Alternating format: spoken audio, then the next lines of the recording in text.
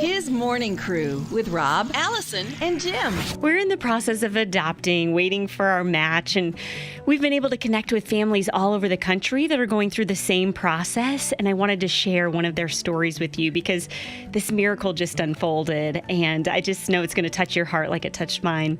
It all started when Gina Tangeman and her husband were at a Casting Crowns concert, and God spoke to them through the music. 'Cause you're the God of all my days. It was that song, God of All My Days, that really made them feel like they were supposed to adopt. So they started the process with All God's Children International. That's the same agency that we're using. And they knew they were called to adopt from Burundi, East Africa, which is the country we're adopting from. And after more than a year, they were matched with a beautiful little boy named Josue. Sorry, guys. Josue has been in the orphanage since he was 1. And he's now 7. I need to pull it together because I have a lot to tell you. So Gina posted this on Facebook. We've been so blessed, so incredibly blessed, and we're so in love with our new son. And he is so cute, you guys. He's just adorable. They even were able to send him care packages.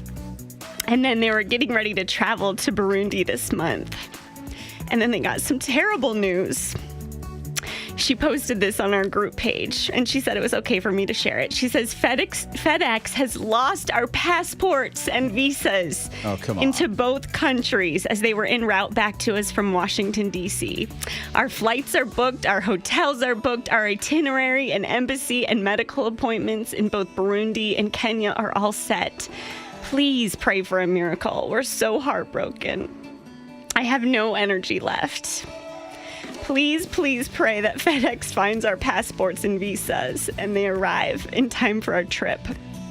So we prayed. I had everyone here at his radio praying. People all over the country were praying. And then last week we witnessed a miracle. Gina posted this. She said, praise God, our package has been found. It was found under a belt at the Maryland facility undamaged. Get out. And anyone that has dealt with a lost package knows that's a miracle. It is. I mean, that doesn't happen.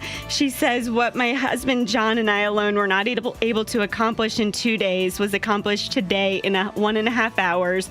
First, because God showed his mighty sovereignty. And second, he showed it through all of you.